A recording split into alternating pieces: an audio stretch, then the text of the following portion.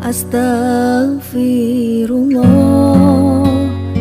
Satu kelompok yang sangat berbahaya dan mengancam keuntuhan sebuah negara, karena kelompok ini akan senantiasa membawa kekacauan pada setiap zamannya dan tidak bisa dihentikan sampai kiamat dibangkitkan. Kelompok ini disebut dengan Al-Khawarij, atau sekarang disebut dengan ideologi terorisme.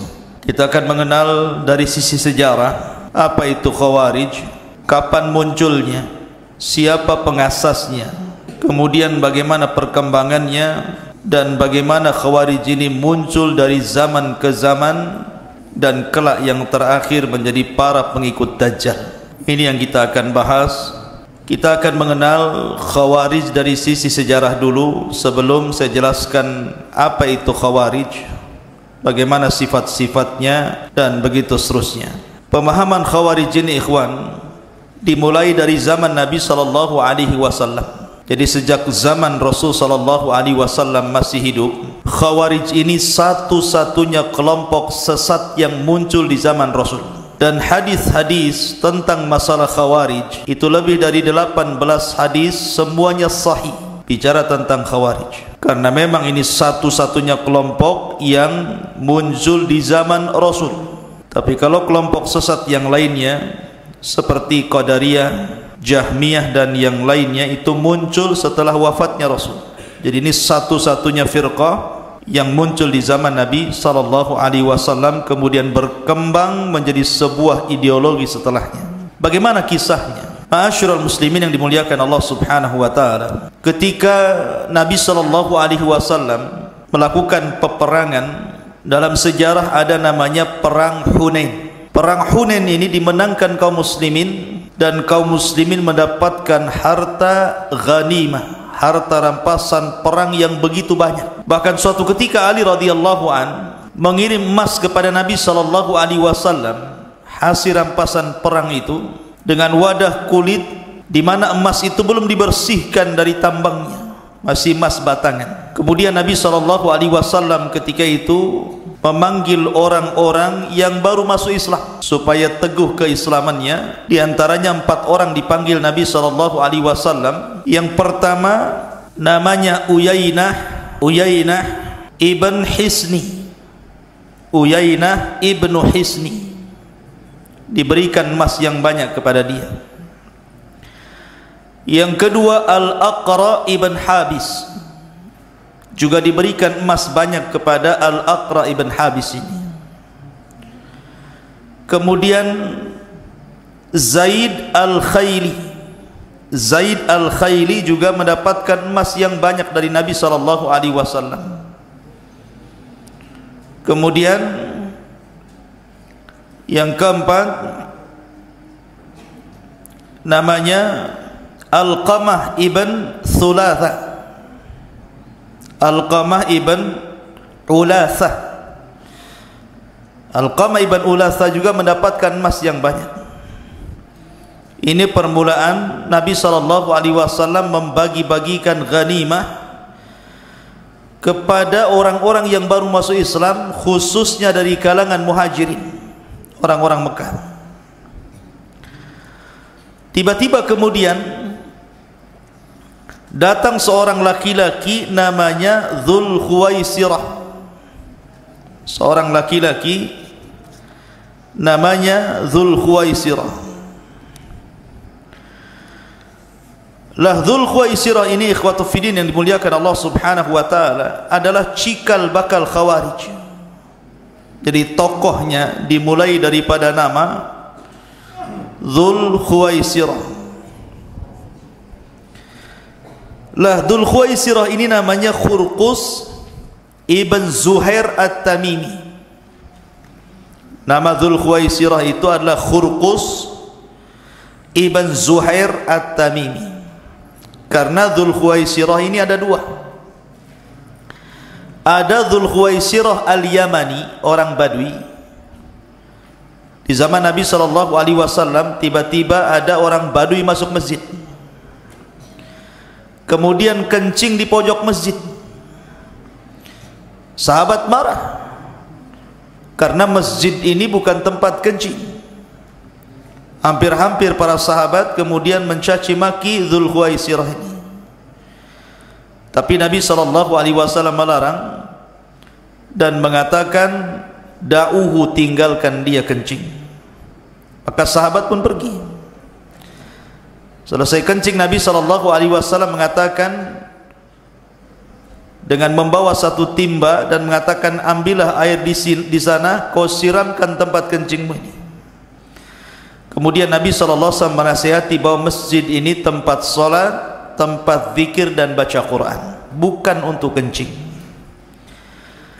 Maka kelembutan Nabi SAW menjadikan hati Dzulkhuwaisirah ini lembut, sampai-sampai dia mengatakan, Allahumma arhamni wa Muhammadan wa la tarham minhum ahada.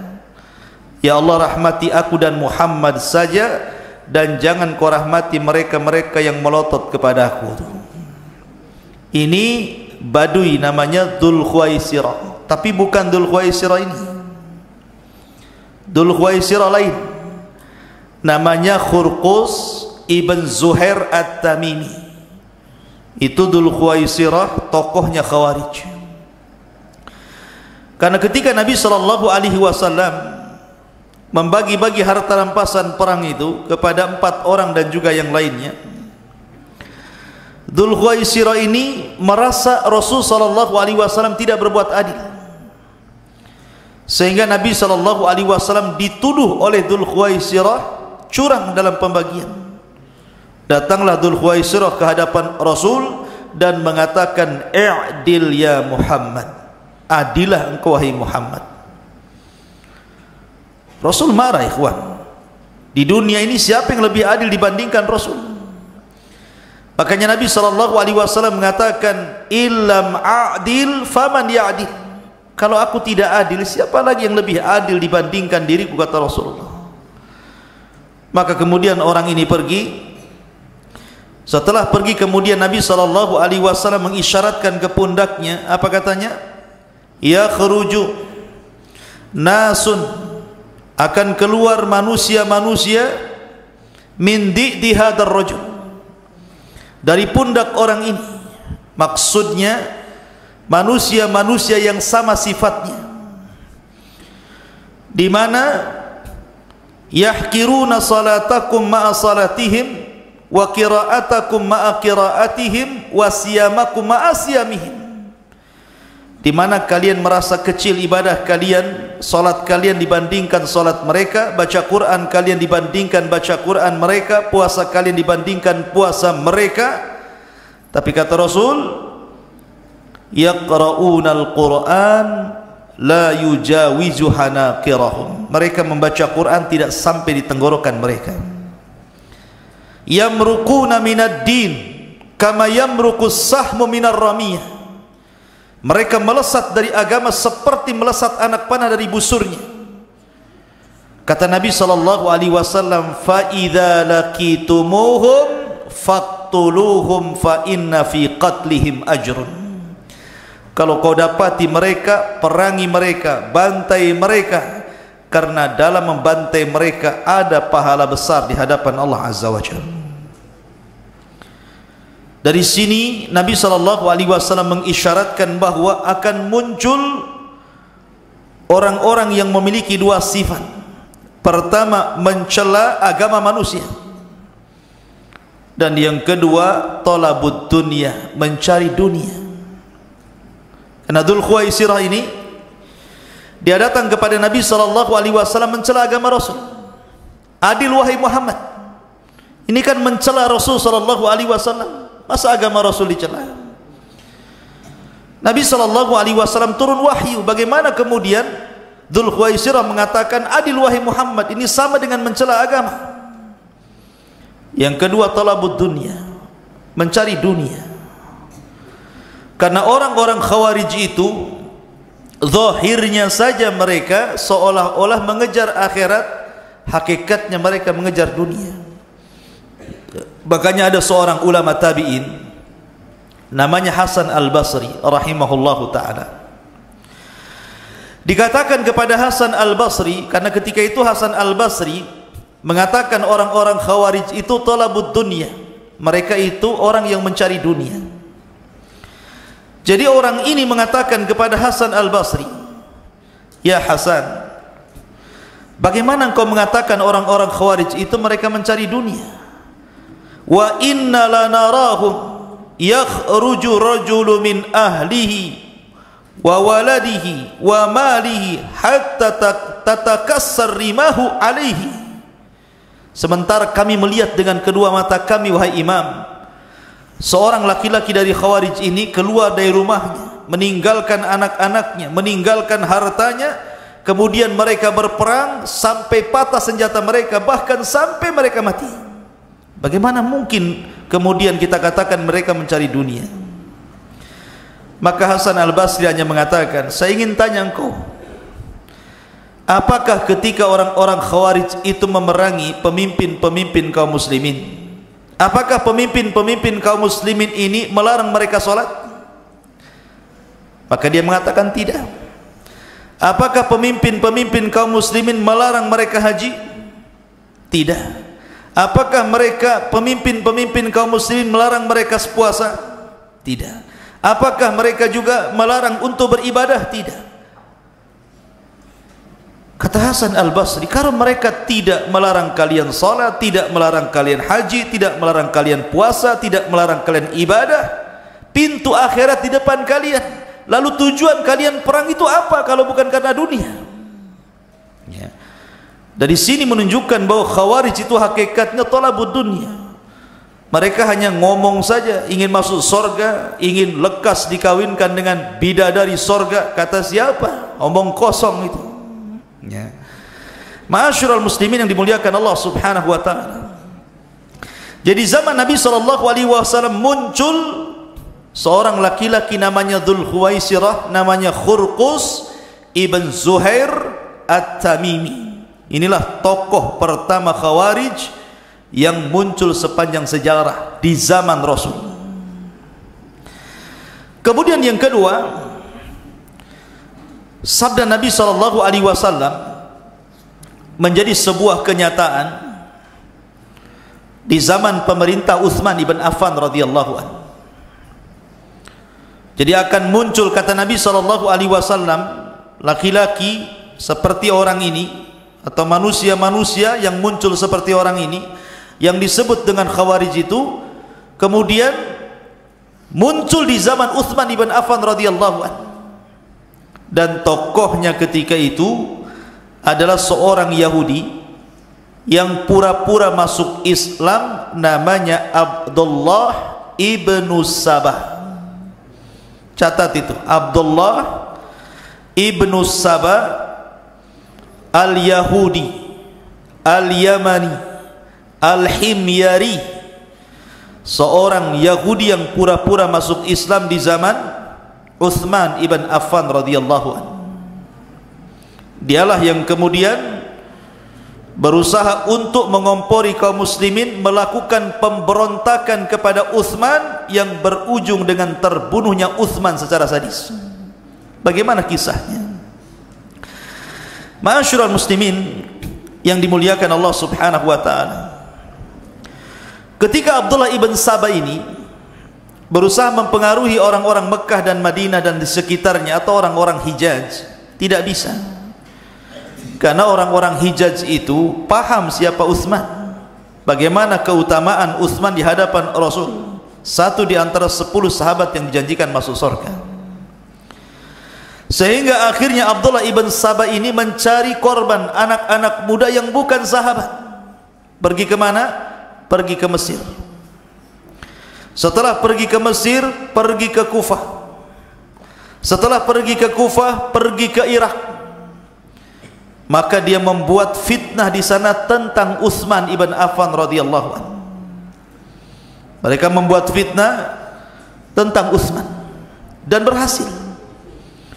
Anak-anak muda Mesir bangkit, anak-anak muda Kufah bangkit, anak-anak muda Irak bangkit, dipimpin oleh Abdullah ibn Sabah, kemudian membuat pemberontakan. maka dijadwalkanlah orang-orang ini untuk berangkat menuju Mekah, karena ketika itu ibu kota kaum muslimin ada di Madinah. Jadi menuju Madinah di musim haji. Kenapa mereka memilih musim haji? Karena tentara kaum muslimin di Madinah sedang haji ke Mekah, sehingga ibu kota kosong. Maka berangkatlah anak-anak muda ini yang ribuan jumlahnya ini dari berbagai macam daerah kaum muslimin bergerak menuju Madinah. Kemudian mereka mulai membuat riak-riak kekacauan di kota Madinah. Mereka membawa Al-Quran dikalungkan di leher mereka. Ketika sampai di kota Madinah, mereka ditanya, apa tujuan kalian ke kota Madinah? Dengan bangganya mereka memegang mushaf yang ada di leher mereka dan mengatakan, inna hadza, sesungguhnya Al-Quran, sesungguhnya ini Al-Quran, amara bihadza an nadriba bihadza kullaman lam yu'min bihadza. Lihat bahasanya. Sesungguhnya Al-Quran ini memerintahkan untuk membunuh orang ini, maksudnya Utsman ibn Affan, karena Utsman sudah tidak beriman dengan Al-Quran. Inna hadza amara an nadriba bihadza kullaman yu'minu bihadza. Ini bahasa mereka. Akhirnya kemudian tokoh-tokoh yang ada di Madinah, Ali radhiyallahu anhu ada di situ. Kemudian Ali radhiyallahu anhu mulai mengundang para demonstran ini, orang-orang yang memberontak ini, berdialog kepada mereka. Tujuan kalian itu apa sebenarnya? Kenapa kalian berontak kepada Amirul Mukminin, pemerintah yang sah, Utsman ibn Affan radhiyallahu anhu? Maka mereka mengatakan ada 5 syubhat, ada 5 perkara, catat. Kenapa mereka memberontak Utsman itu? Ini alasannya 5. Pertama, Utsman annahu atamma as-salata bi Makkah. Dia sudah menyelisihi sunnah Rasul. Lihat, orang Khawarij yang pertama kali dicela agamanya dulu, sebagaimana Dzul Khuwaisirah mencela Rasul agamanya dulu. Sesungguhnya Utsman itu ketika di Mekah, kan dia seorang musafir, harusnya dia mengqashar salat, malah menyempurnakan salat. Dicela agamanya. Kemudian yang kedua, annahu hammahima. Utsman ini punya peternakan unta, dan itu unta-untanya sengaja digemukkan untuk kebutuhan dia dan keluarganya, bukan untuk kaum muslimin. Artinya ini kepentingan dia. Yang ketiga, kharaqal mushaf. Utsman sudah membakar mushaf, masa Quran dibakar? Kemudian yang keempat, walla qarabatahu. Utsman sudah menjadikan kerabat-kerabatnya menjadi para pemimpin daerah, dan ini namanya nepotisme. Kemudian yang kelima, wallas sigar wa tarakal kibar. Utsman lebih memilih sahabat-sahabat junior dibandingkan sahabat-sahabat senior. Kata Ali radhiyallahu an, hanya itu saja? Ya, itu. Baik, saya akan jawab. Kata Ali radhiyallahu an, dia mengatakan, adapun Utsman menyempurnakan solat di Mekah karena memang Utsman punya istri di situ, sehingga Utsman tidak mengqashar karena memang dia punya istri di Mekah. Artinya dia pulang ke istrinya, dia mukim, wajar dia tidak mengqashar solatnya. Adapun Utsman punya peternakan unta, Utsman tidak menggemukkan unta itu untuk kepentingannya, tapi itu unta kaum muslimin. Dari mana kalian dapat kabar bahwa itu unta-untanya Utsman? Kemudian yang ketiga, adapun Utsman membakar mushaf, ini tidak benar. Utsman itu hanya mengumpulkan bacaan-bacaan yang syadzah, qiraatus syadzah, bacaan-bacaan yang diperselisihkan, sehingga Utsman tidak mau ada perselisihan setelahnya, maka bacaan-bacaan yang tertulis dalam mushaf itu dibakar.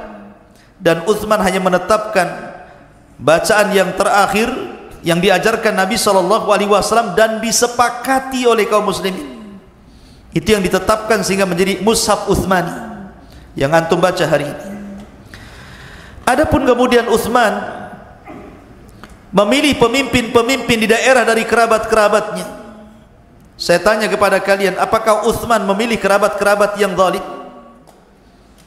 Apakah Utsman memilih kerabat-kerabat yang zalim? Tidak ada. Semua kerabat-kerabat Utsman seperti Muawiyah bin Abi Sufyan yang ada di Syam atau yang lainnya, mereka orang-orang pilihan, mereka orang-orang adil. Bahkan Nabi SAW pun beliau mengkhususkan orang-orang Quraisy untuk menjadi pemimpinnya dan tidak diperkenankan orang di luar Quraisy. Apa masalah? Dan yang terakhir, Utsman ketika memilih orang-orang junior dan tidak memilih orang-orang senior, Rasul pun pernah melakukannya. Rasul SAW pernah mengangkat Usama ibn Zaid. Usama ibn Zaid yang ketika itu usianya 18 tahun memimpin pasukan, sementara pasukannya ada Abu Bakar, Umar, Utsman, Ali dan sahabat yang lainnya. Sementara Usama bin Zaid masih muda. Ya. Kemudian juga Ayyas ibn Usaid juga oleh Nabi SAW ketika usia 20 tahun disuruh memimpin. Artinya Nabi juga mengambil yang kecil padahal ada yang besar. Maka dari sini kemudian para Khawarij itu, anak-anak muda yang memberontak itu, akhirnya mereka pun sadar dan hendak kembali ke Mesir, ke Kufah dan Irak. Masalahnya ketika mereka pulang, rupanya orang-orang Khawarij ini yang dikepalai Abdullah ibn Sabah ini membuat surat kaleng. Cerdasnya Abdullah ibn Sabah itu dibuat surat kaleng. Surat kaleng ini diatasnamakan Utsman ibn Affan radhiyallahu anhu. Kemudian pura-pura yang membawa surat ini lewat di pasukan anak-anak muda yang sudah hendak pulang ke Mesir, ke Kufah dan Irak. Ditangkap anak muda ini, rupanya ngaku bawa surat dari Utsman yang isinya agar para gubernur yang ada di Mesir, yang ada di Kufah, yang ada di Irak, sesampainya anak-anak muda yang memberontak ini ke tempat-tempat mereka, bunuh mereka. Sementara mereka berada di tengah perjalanan. Kata anak-anak muda ini, kalau kita pulang dibunuh, mati, bagus kita balik lagi ke Madinah. Akhirnya mereka balik lagi ke Madinah. Sampai di Madinah, Utsman mengatakan, bukankah sudah selesai urusan kalian dengan diriku? Apalagi? Apalagi?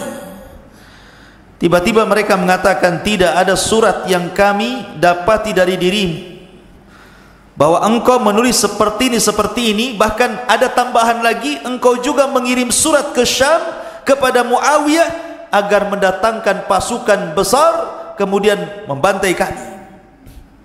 Dari sini kemudian marahlah anak-anak muda ini. Dari sini akhirnya terjadi pengepungan rumah Utsman selama 40 hari. Utsman tidak bisa keluar. Sahabat tidak ada sedang haji. Orang-orang di Madinah ketakutan luar biasa karena ini jumlahnya bukan jumlah sedikit, ribuan. Maka selama 40 hari Utsman tidak bisa keluar. Jangan lagi ke pasar, ke Masjid Nabawi yang ia luaskan masjid itu tidak bisa keluar. Betul-betul diboikot Utsman itu. Tidak ada makanan minuman yang masuk. Ma'asyiral muslimin yang dimuliakan Allah Subhanahu wa taala, sampai pada waktunya ketika kemudian Utsman ibn Affan radhiyallahu anhu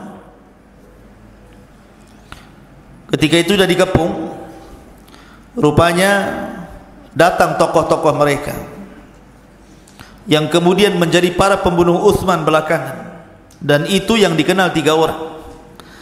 Pertama, Kinanah ibn Bishr. Kinanah ibn Bishr. Yang kedua, Sudan ibn Imran. Sudan ibn Imran. Dan yang ketiga, Amr ibn Hamik. Amr ibn Hamik. Kinanah ibn Bishr, Sudan ibn Imran, dan Amr ibn Hamik. Ma'asyiral muslimin yang dimuliakan Allah Azza wa Jalla, di hari ketika Utsman ibn Affan radhiyallahu anhu dikepung, oleh pasukan Khawarij ini, ikhwan. Ketika itu Utsman ibn Affan radhiyallahu an berusaha berceramah kepada mereka. Kata Utsman ibn Affan radhiyallahu an, afikum Ali, afikum Talha, afikum Sa'd bin Abi Waqqas, afikum Zubair ibn As. Bukankah di hadapan kalian ada Ali, ada Talha, ada Sa'd ibn Abi Waqqas, ada Zubair ibn Awwam? Maka mereka mengatakan, ya, ya betul.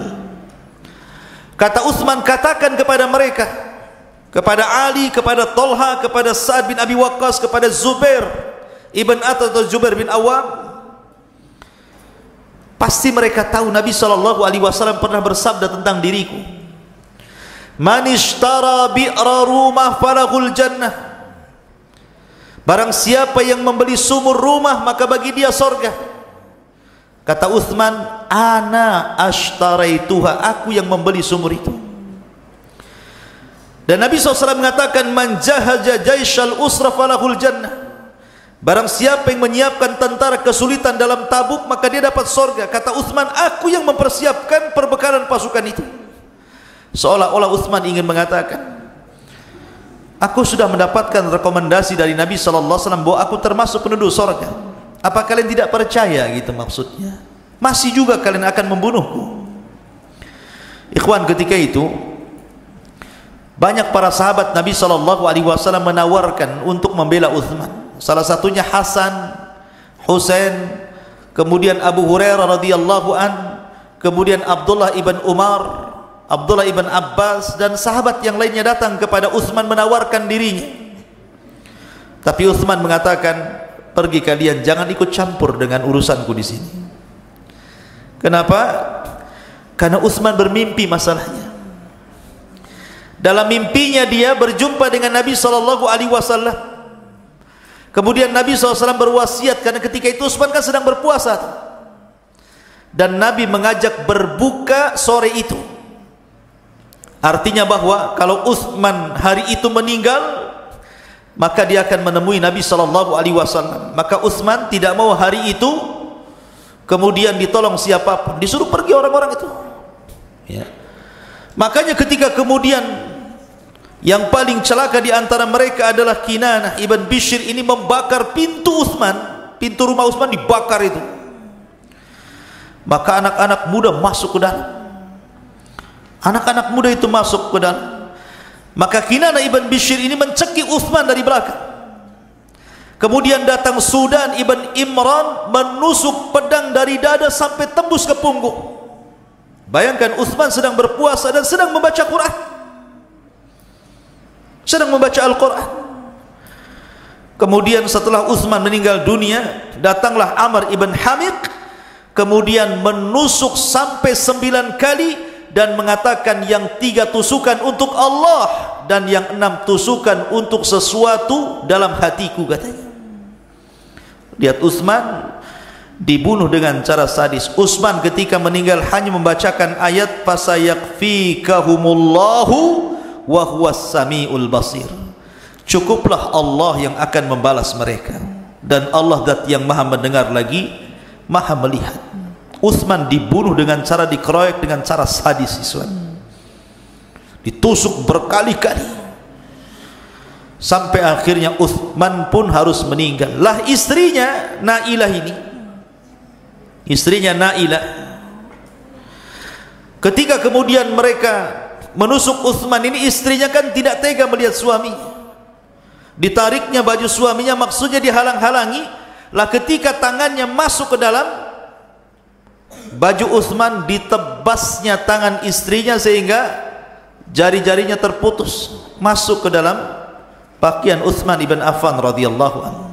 Menjeritlah Nailah, darah di mana-mana. Tetapi mereka memang orang-orang yang biadab, ikhwan. Orang Khawarij ini orang biadab. Mereka tidak punya rasa rahmat dalam hati mereka. Tidak ada kasih sayang sama sekali dalam hati mereka. Melihat darah, melihat Amirul Mukminin dibunuh sedemikian rupa pun mereka hanya mengatakan kepada Utsman, inna ata'na sadatana wa kubara'ana fa'adalluna sabila. Kami taat kepada pembesar-pembesar kami, tapi justru mereka yang menyesatkan kami, katanya. Kurang ajar ucapan itu. Ya.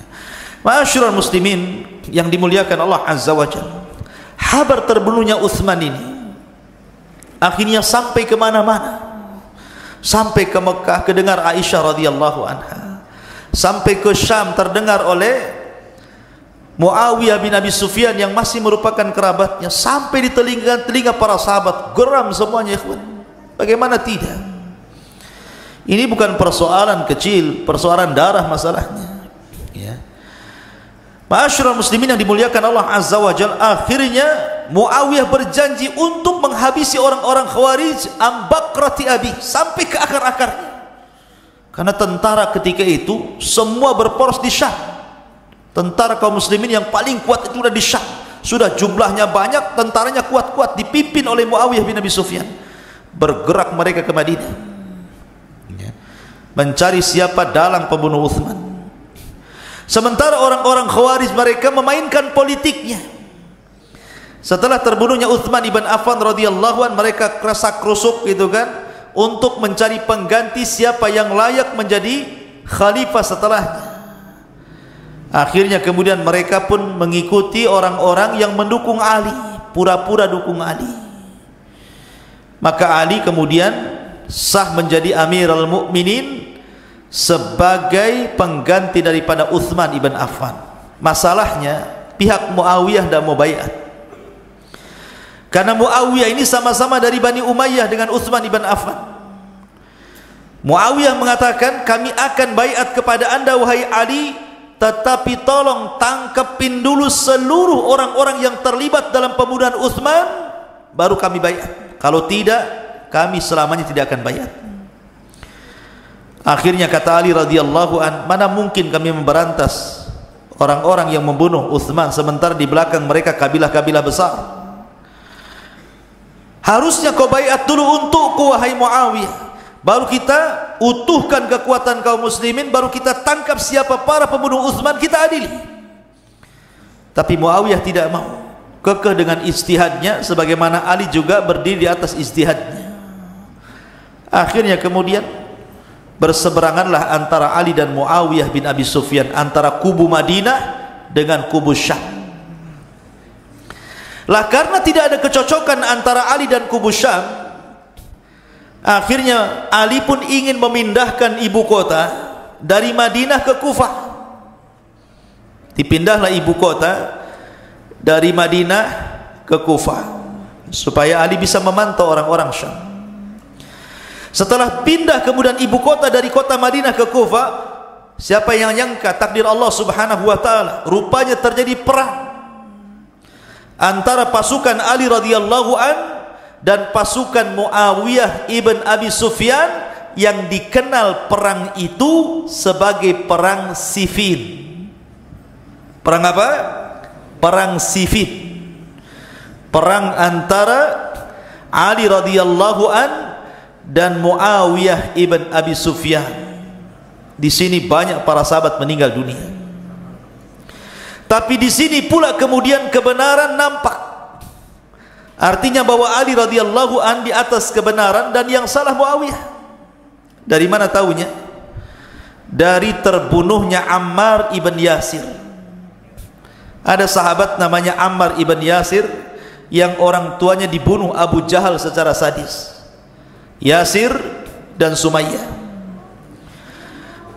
Kemudian Ammar ini ketika hijrah dari Mekah ke Madinah membuat Masjid Nabawi. Ammar ini kan kuat orangnya.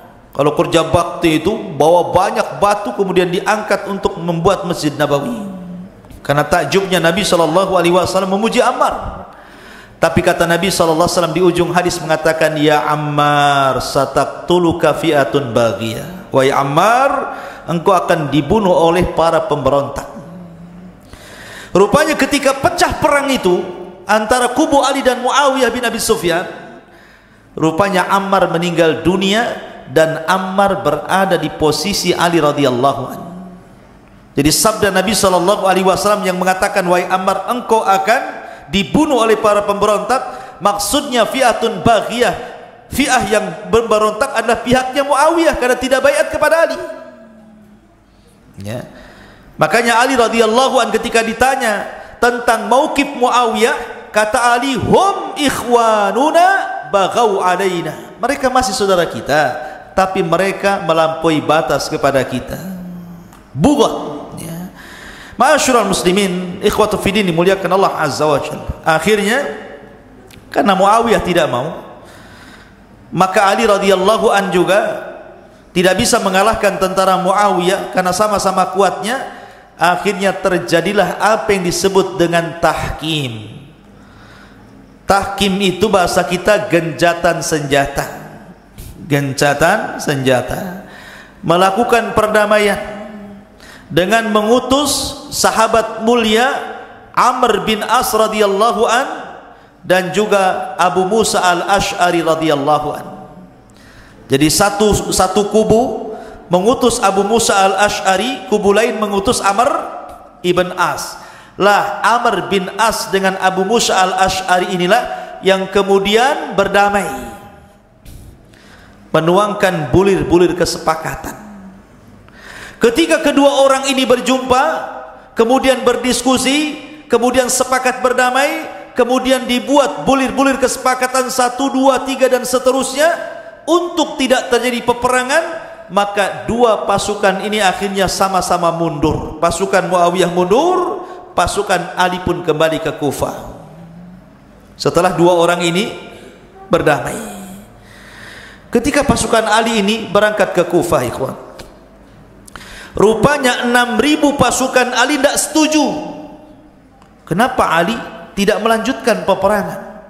Kok gara-gara mengutus utusan berdamai tiba-tiba selesai perang kita balik ke Kufah, katanya. Kami tidak terima. Keluarlah 6.000 pasukan Ali, ada yang mengatakan 8.000, ada yang mengatakan 10.000, pokoknya banyak keluar dari tentara Ali, pasukan Ali. Kemudian mereka menyempil di sebuah tempat di Kufah namanya Harura. Ya.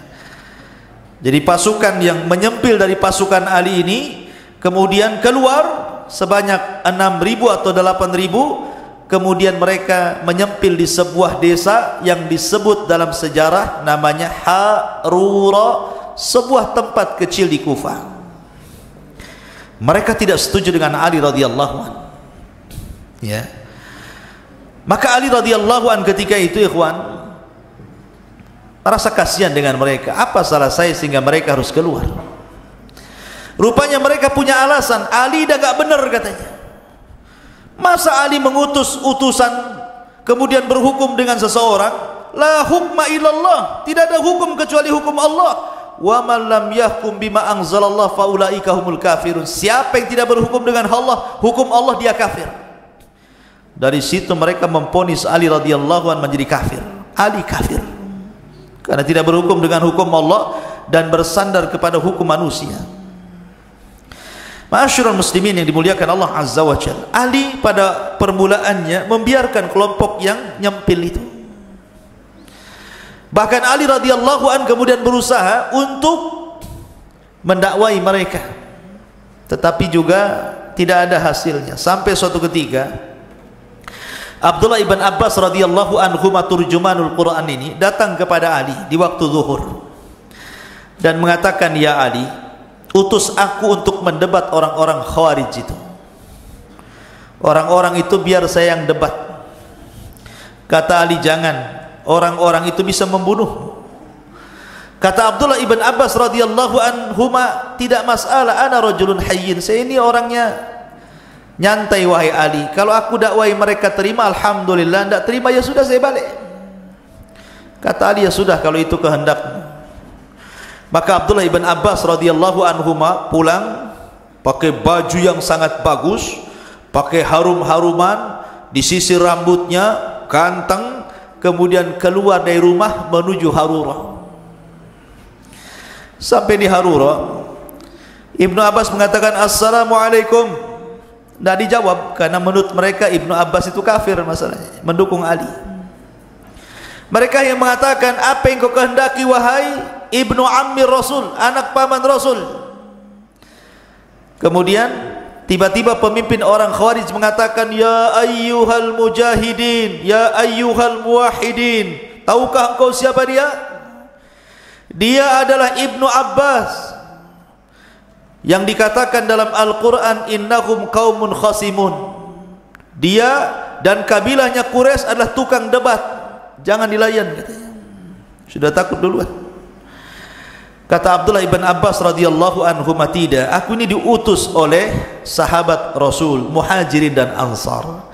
Kenapa kalian bisa keluar dari tentara Ali? Apa masalah kalian? Maka mereka mengatakan, tiga wahai Ibnu Abbas, kenapa kami sampai keluar dari tentara Ali? Satu, katanya, kenapa Ali berhukum dengan hukum manusia? Kenapa tidak berhukum dengan kitabullah? Kenapa dia mengutus orang untuk berdamai? Ya. Kalau seandainya kita diajak perang oleh Ali radhiyallahu an, sementara Muawiyah itu dianggap kafir, harusnya kita perang habis-habisan melawan orang kafir. Kita ambil harta rampasan perangnya.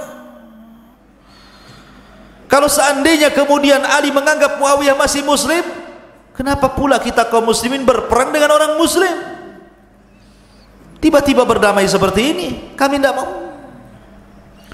Lalu yang kedua, kita perang bukan hanya di Siffin, tetapi ada juga perang Jamal. Perang Jamal itu perang kedua setelah Siffin. Sebabnya gara-gara Aisyah radhiyallahu anha menunggang unta, mau mendamaikan, dikiranya mau nyerang, perang akhirnya, sehingga perang itu disebut Jamal. Jamal itu unta yang dinaiki Aisyah radhiyallahu anha itu. Kalau seandainya memang ini melawan orang kafir, harusnya kalau seandainya kita mendapatkan wanita-wanita tawanan mereka, maka mereka pantas jadi budak, hartanya pantas jadi ghanimah. Ini kami dilarang, tidak boleh mengambil hartanya, tidak boleh menawan wanita-wanitanya. Ini perang apa ini? Lalu yang ketiga apa? Yang ketiga, ketika berdamai, Ali tidak mau disebut Amirul Mukminin. Lah, kalau dia tidak mau disebut Amirul Mukminin, berarti Amirul Kafirin kalau begitu. Kalau dia bukan pemimpin kaum muslimin, berarti pemimpin orang kafir. Sebab inilah maka kami keluar memberontak kepada Ali. Baik, kata Abdullah bin Abbas radhiyallahu anhu, saya akan jawab dengan Al-Quran dan Sunnah Rasul. Kalau ku jawab, maukah kalian kembali? Mereka mengatakan iya. Kata Abdullah ibn Abbas radhiyallahu anhu, yang pertama, kenapa Ali mengutus orang? Saya tanya kalian, lebih ringan mana, urusan darah, apakah urusan rumah tangga? Ya jelas lebih ringan urusan rumah tangga dibandingkan urusan darah. Dalam urusan rumah tangga, Nabi SAW mengatakan, Allah mengatakan, fab'athu hakaman min ahlihi wa hakaman min ahliha. Utuslah dari keluarga perempuan siapa kira-kira yang akan berdamai, dan utuslah dari keluarga laki-laki siapa yang akan berdamai. Ini urusan ringan, kenapa kemudian saling utus-utusan? Ini urusan berat, urusan darah, apa salahnya? Ini bisa menyelamatkan darah kaum muslimin, sementara ini hanya menyelamatkan satu keluarga. Ini menyelamatkan negara. Yang kedua, relakah kalian kalau kalian seandainya Ummul Mukmin Aisyah, karena ketika itu Aisyah dari kubu Muawiyah, bukan dari Ali. Kalau seandainya Aisyah yang membela Utsman itu kalian tangkap, kemudian kalian jadikan budak, rela kalian menjadikan budak istri Rasul? Gila kalian. Bagaimana mungkin istri Nabi SAW akan jadi budak kalian? Kemudian yang ketiga, soal ahli tidak mencantumkan Amirul Mukminin. Rasul pun pernah tidak mencantumkan Amirul Mukminin dalam perjanjian Hudaybiyah 10 tahun. Tidak dicantumkan Nabi dan Rasul, hanya Muhammad ibn Abdullah gitu saja. Akhirnya separuh pasukan sadar, kemudian kembali, tetapi separuhnya tidak sadar, degil, masih tetap di situ bertahan dengan keyakinannya. Ketika Abdullah bin Abbas kemudian berhasil mengembalikan separuh, setelah itu Ali radhiyallahu an baru mendatangi mereka. Ali radhiyallahu an tiba-tiba khutbah di masjid mereka. Sebagian mereka ada yang kasar, inzil ya kafir, turun orang kafir, katanya. Ali dikafir-kafirkan. Turun orang kafir, ngapain kau khutbah di sini, katanya. Mereka mengatakan, wa man lam yahkum bima anzalallah fa ulaika humul kafirun la hukma illallah. Ali mengatakan kalimatul haq urida bihal batil, kalimatnya benar tetapi kalian kehendaki kebatilan. Masalahnya apa? Kemudian mereka mengatakan, engkau telah berhukum dengan hukum manusia, la hukma illallah, tidak ada hukum dengan hukum Allah. Kata Ali radhiyallahu an, kalau begitu datangkan Quran kepadaku. Diambilnya Al-Quran besar. Kemudian kata Ali, hei Quran, bicara kamu. Quran mana bisa bicara kalau nggak dibaca? Bicara kamu. Apa yang saya lakukan ini salah, katanya. Ya Quran tidak bisa bicara. Maka orang-orang Khawarij mengatakan, ya Ali, bukan seperti itu. Bahwa pemahaman dalam Al-Quran itulah yang mengatakan kau telah kafir. Berdebatlah mereka dengan Ali radhiyallahu, intinya mereka tidak mau kembali kepada Ali. Baik, kata Ali, begini saja, saya tidak akan melarang kalian untuk sholat di masjid-masjid kaum muslimin. Saya tidak akan menyerang kalian selama kalian tidak menyerang kami, dan kalian tetap mendapatkan bagian fai, harta ghanimah, maksudnya harta rampasan tanpa ada peperangan. Maka Ali meninggalkan mereka dan mereka tetap di Harura. Ali berjanji tidak akan memerangi mereka kecuali mereka sudah memerangi, artinya sudah menghalalkan darah kaum muslimin. Sampai pada waktunya, ikhwan, ada seorang sahabat Rasul namanya Abdullah ibnu Khabab ibnu Arat. Abdullah ibnu Khabab ibnu Arat. Abdullah ibn Khabab ibn Arat ini orang kepercayaan Ali. Dia putra daripada Khabab bin Arat, sahabat Nabi SAW. Dia bawa istrinya, dia bawa budaknya, dia bawa anaknya pulang menuju Kufah. Rupanya lewat di desa Harura tadi, ditangkap sama orang-orang Harura itu. Orang-orang yang nyempil dari pasukan Ali yang tinggal sedikit itu ditangkap, kemudian dibawa ke tepi sungai. Ke tepi sungai dibawa, kemudian ditanyai tentang bagaimana sikap engkau terhadap Abu Bakar dan Umar, sikap engkau terhadap Utsman, sikap engkau terhadap Ali.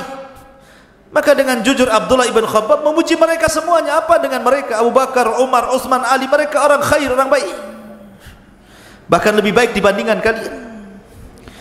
Akhirnya mereka geram, kemudian mereka hendak membunuh keluarga Khabab ibn Arat, Abdullah ibn Khabab ibn Arat, dibawa ke tempat lain. Sepanjang perjalanan ini lewat di kebun kurma. Kebun kurma itu milik orang Nasrani. Ada satu kurma jatuh, diambil.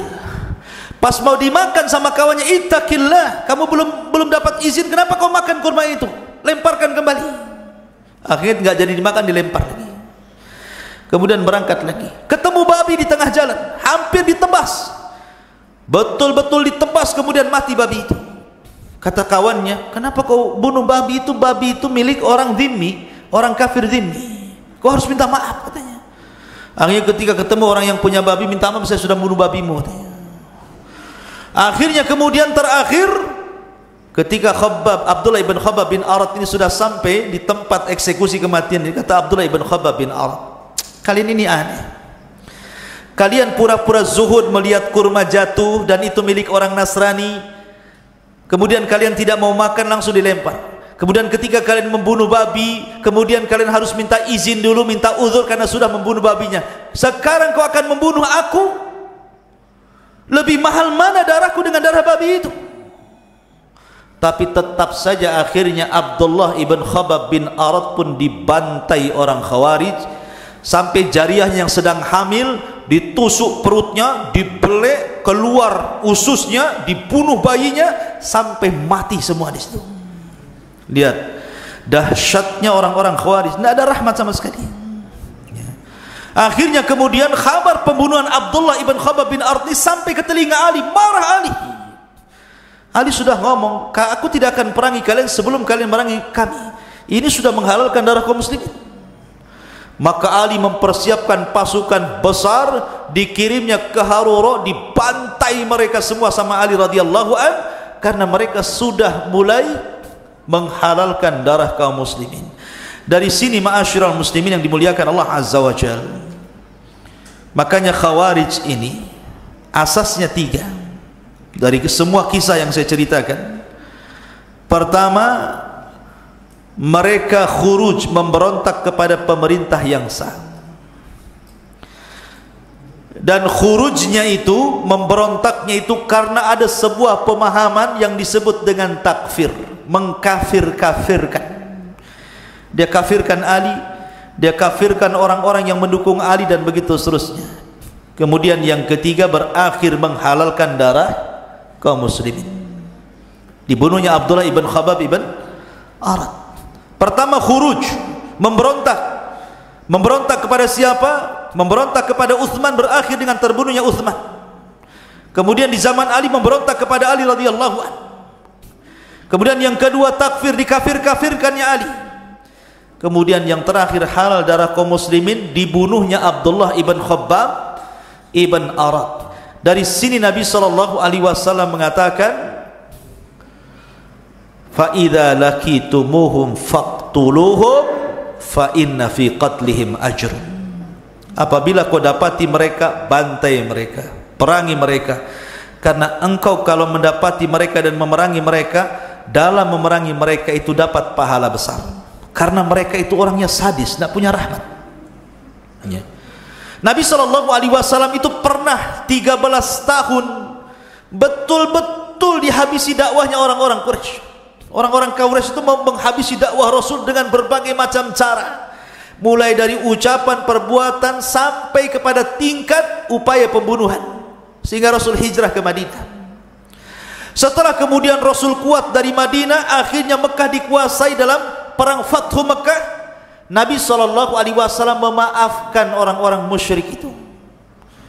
Rasul ketika berdiri di Bukit Safa, dia melihat orang yang pernah menghinanya, yang pernah menyakitinya, yang pernah menyakiti para sahabatnya. Rasul melihat muka-muka orang itu, tapi Nabi SAW mengatakan, idhabu fa antumut tulaqa, pergi kalian, kalian sudah aku maafkan. Padahal mereka orang-orang musyrik. Tetapi giliran Nabi SAW bicara tentang Khawarij, yang mereka dikias, yang disifatkan ahli ibadah, ahli puasa, ahli baca Quran, mata mereka cekung karena suka qiyamul lail, kurus mereka, badan mereka kurus karena biasa berpuasa, dan lisan-lisan mereka rusak gara-gara banyak membaca Quran. Tetapi Nabi SAW mengatakan, fa idza lakitumuhum faqtuluhum qatla adin, apabila kau dapati mereka, perangi mereka, binasakan mereka seperti Allah binasakan kaum Ad. Kenapa? Ya, kenapa orang musyrik dimaafkan sama Rasul, orang Khawarij tidak dimaafkan? Karena orang-orang Khawarij ini bahaya sekali. Kita lihat hari ini orang-orang Khawarij yang melakukan bom-bom bunuh diri itu, ikhwan. Orang-orang itu jahil, masih muda, tidak punya agama. Jarang orang yang melakukan bunuh diri itu seorang kakek yang usianya 80 sampai 9 tahun itu, tidak pernah saya dapat berita. Karena enggak bunuh diri pun mati dia. Udah 80 tahun, dah waktunya mati. Lihat kayak kemarin kejadian bom bunuh diri itu. Datang ke Mabes, kantor lagi ke Mabes gitu kan. Perempuan 25 tahun, ngacung-ngacungkan senjata, ya didor sama polisi. Ya. Tapi lihat usianya 25 tahun, 35 tahun, 30, masih muda. Hati-hati antum ini. Ya. Jangan suka kemudian belajar tanpa guru, karena biasanya orang-orang yang terkena paham ini, gurunya itu kalau ndak mbah Google, mbah YouTube biasanya. Ya, jadi mereka berselancar di Google, ketemu web, ketemu ini, dibaca, terpengaruh, daftar bom bunuh diri. Luar biasa ya. Ma'asyiral muslimin yang dimuliakan, kita kembali. Maka kemudian Ali radhiyallahu membuat pasukan besar untuk apa? Menghabisi orang-orang Khawarij yang sudah membunuh Abdullah ibn Khabbab ibn Arat ini. Di mana? Di sebuah tempat yang disebut dengan Nahrawan. Maka perangnya disebut perang Nahrawan. Ya, perang Nahrawan, perang antara kubu Ali radhiyallahu an dan kubunya Khawarij. Semua dibantai di Nahrawan. Tetapi ikhwatu fiddin dimuliakan Allah Azza wa Jalla, bukan berhenti sampai di sini saja. Orang Khawarij di zaman Ali itu di mana-mana masalahnya. Bukan berarti selesai Ali memerangi orang Khawarij di Nahrawan kemudian dibantai semua di Nahrawan, tiba-tiba kemudian tidak ada Khawarij. Tidak. Orang Khawarij itu bukan di Nahrawan saja, tersebar di mana-mana di zaman Ali itu. Sehingga kemudian setelah tragedi Nahrawan ini ada perang-perang kecil. Ada tentara Khawarij yang dipimpin oleh namanya Asras ibn Auf.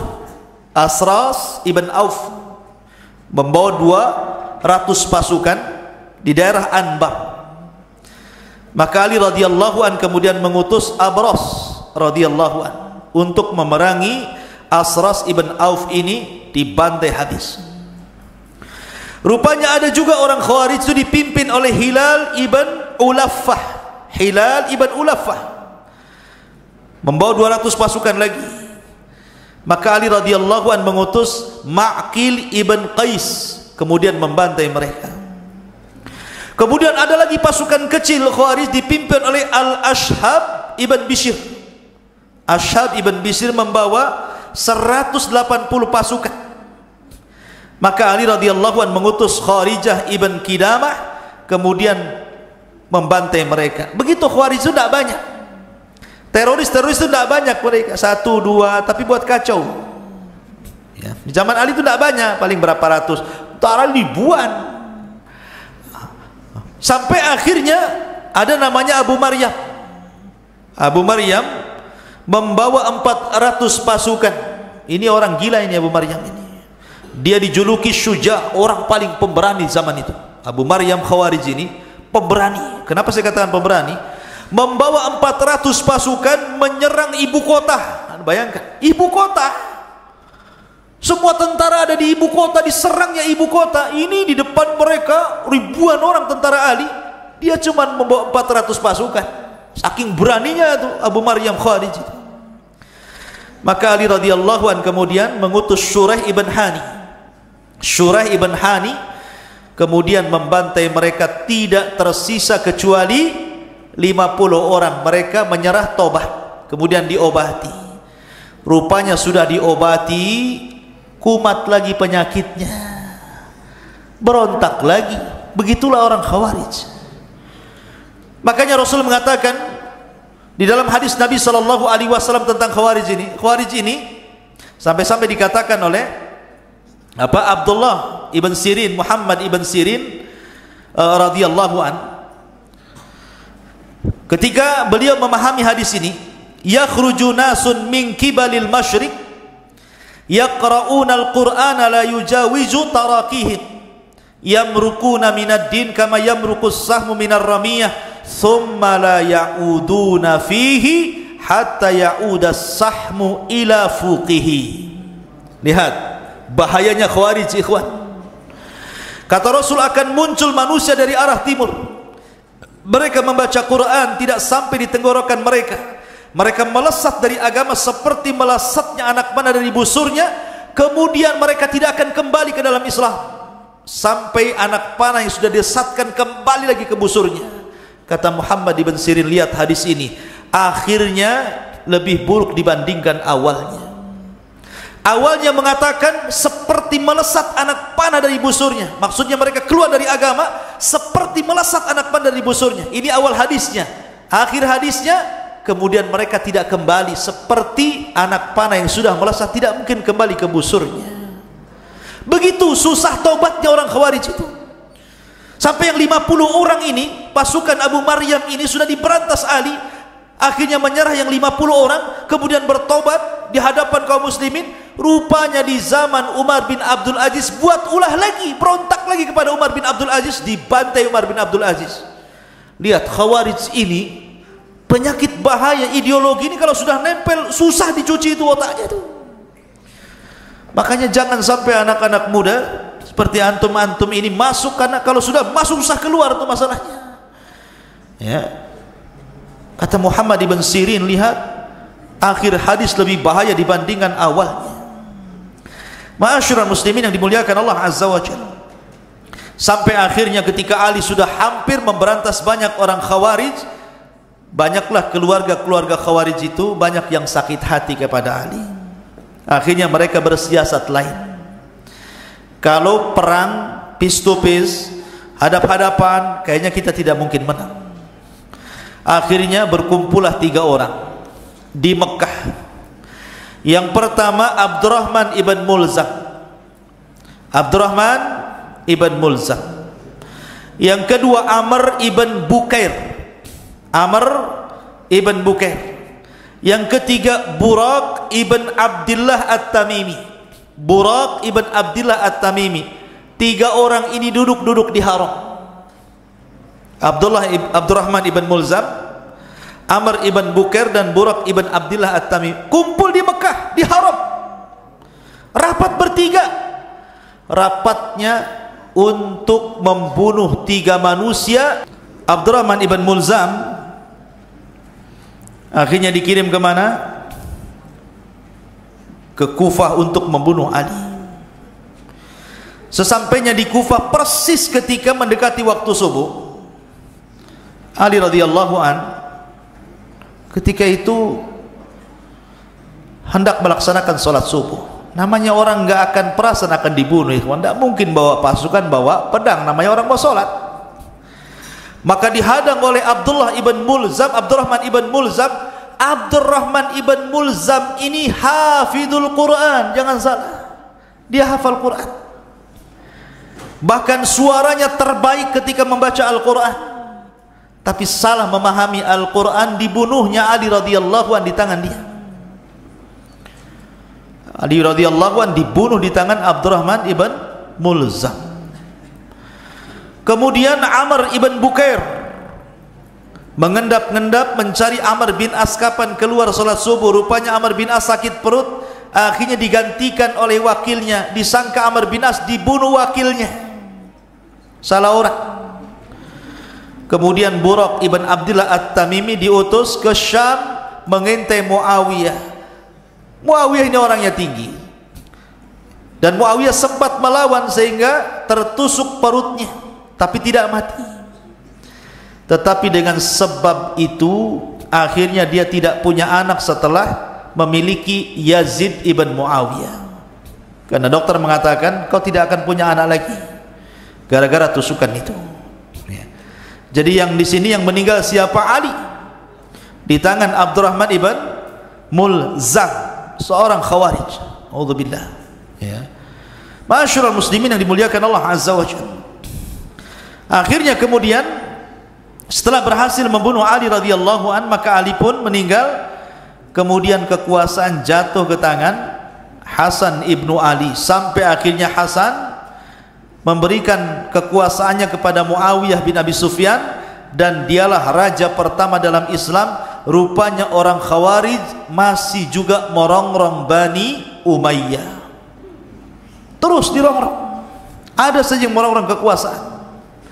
Rupanya Khawarij ini akan terus berjalan dari daulah ke daulah, dari kerajaan ke kerajaan Islam sampai hari ini.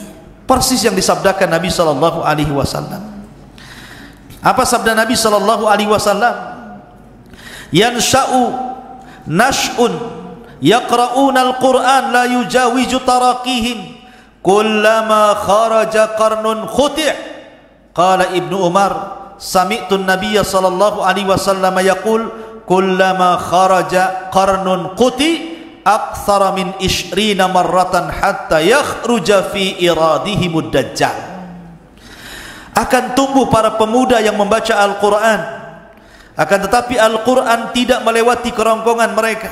Setiap kali kelompok dari mereka muncul, maka mereka pantas untuk diberantas. Ibnu Umar berkata, aku mendengar Nabi SAW bersabda, setiap kali kelompok dari mereka keluar, maka mereka pantas untuk dihancurkan. Lebih dari 20 kali dia mengucapkan seperti itu, sampai Dajjal keluar di dalam kelompok terakhir di antara mereka. Akhirnya orang-orang Khawarij belakangan menjadi para pengikut Dajjal.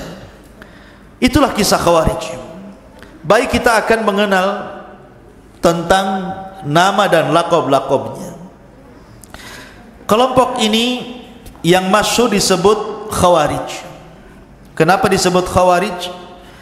Karena mereka diambil kalimat khuruj. Khawarij itu diambil dari kalimat khuruj.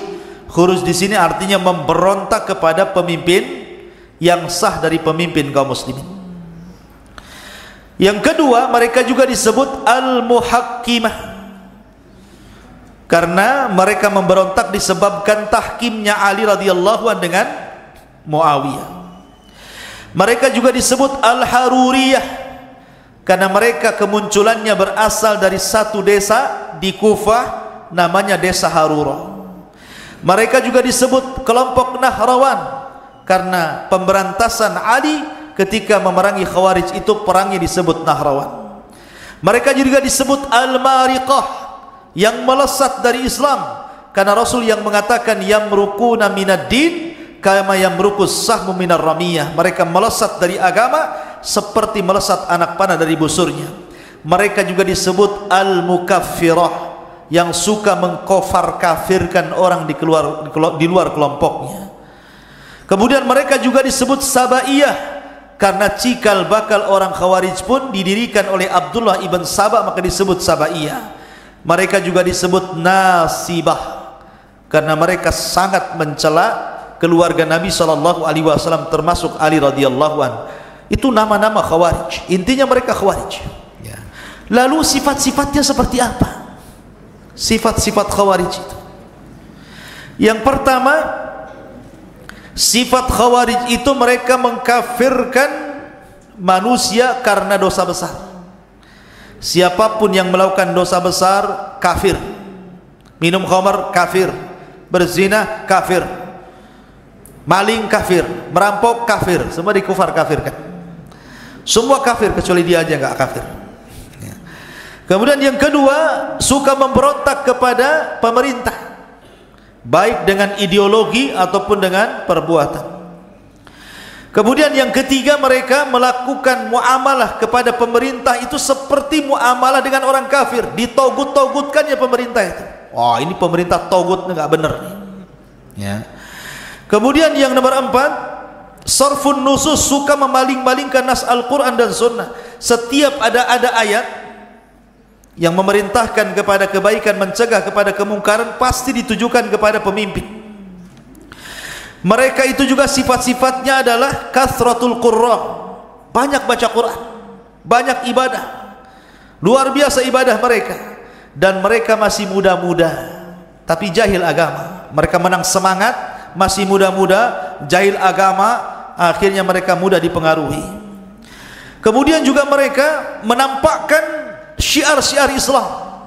Ya, kadang-kadang mereka pakai baju-baju yang syar'i, pakai cadar, celana cingkrang gitu ya. Tetapi itu bukan tanda-tanda teroris. Ya, itu bukan tanda-tanda teroris, kan itu sunnah Nabi SAW. Mereka hanya ria saja, ingin menampakkan bahwa mereka di atas Islam. Ya, karena terorisme ini ideologi.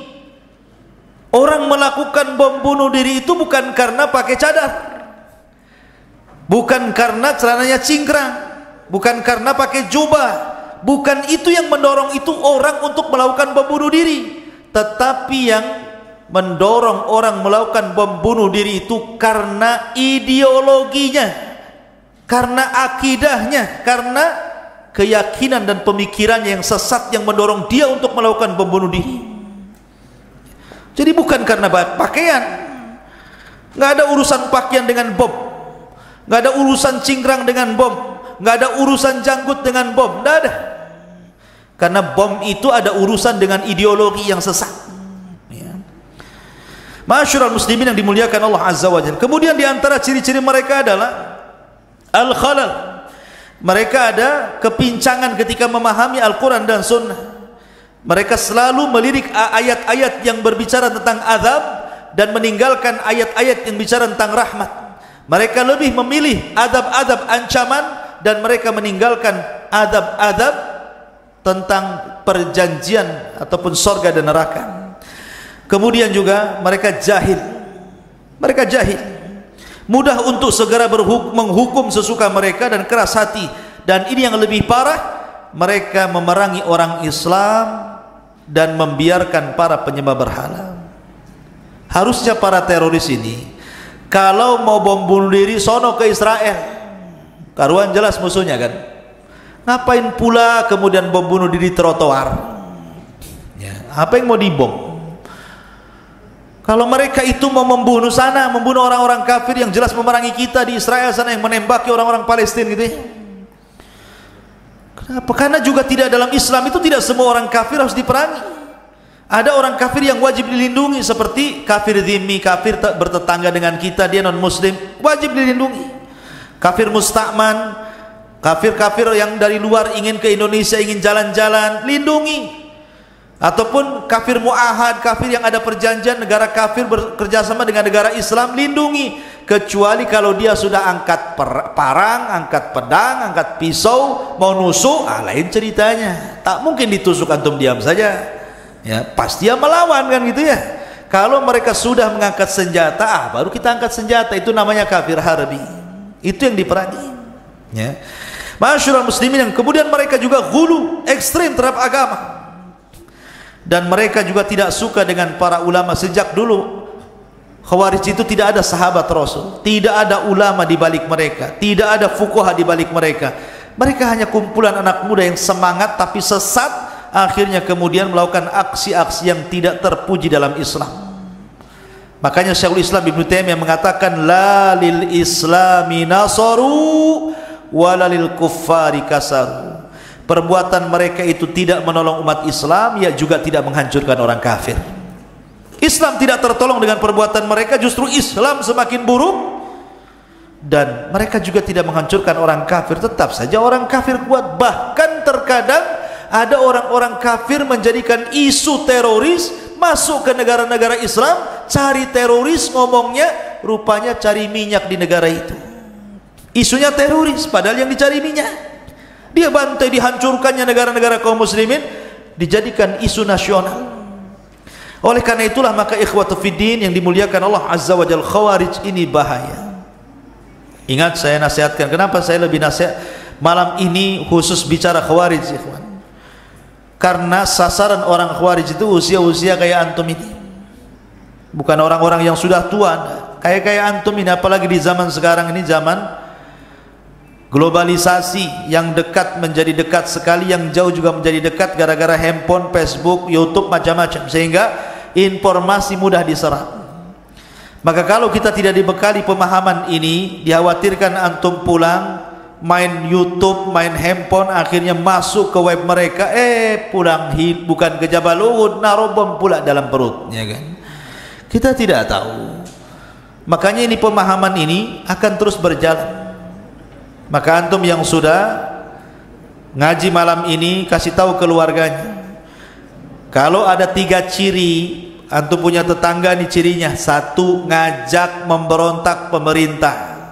Yuk kita turunkan pemerintah ini, udah nggak beres pemerintah ini, banyak korupsi, pemerintah zalim, pemerintah togut, harus kita ganti, Allahu Akbar umpamanya. Nah itu udah nggak beres ya. Jangan mau, kalau sudah mau ngajak-ngajak berontak. 1. Yang kedua, kalau sudah mengkafir kafirkan pemerintah, oh pemerintah ini zalim, tidak berhukum dengan hukum Allah, berarti pemerintah ini togut, berarti kafir. Maka yang mendukungnya kafir, berarti menteri-menterinya kafir, berarti polisinya juga kafir, tentaranya kafir, TNI-nya kafir, partainya kafir, pendukungnya kafir, semua kafir, dia saja yang nggak kafir. Enak kali, ya kan? Semua kafir, dia tak kafir. Ini kalau sudah kufar kafir, hati-hati. Nah ini ideologi yang kedua Khawarij. Yang ketiga nih, kalau sudah ngajak bom bunuh diri, diiming-imingi nanti langsung masuk surga. Kata siapa? Yang ada orang yang dicetak orang Khawarij untuk menjadi para pelaku bom bunuh diri itu sebenarnya sedang disiapkan untuk menjadi kilabu ahlin nar, anjing-anjingnya neraka, kata Rasulullah. Karena Khawarij itu anjing-anjingnya neraka. Jadi kalau orang mau untuk dijadikan pengantin pembunuh diri, hakikatnya Anda itu dijadikan anjingnya orang Khawarij untuk dimasukkan ke neraka. Makanya Rasul mengatakan, hum kilabu ahlin nar, hum kilabu ahlin nar. Mereka adalah anjing-anjingnya neraka, mereka anjing-anjingnya neraka. Naudzubillah. Ya. Jadi orang Khawarij ini bahaya sekali, ikhwatu fiddin yang dimuliakan Allah Azza wa Jalla.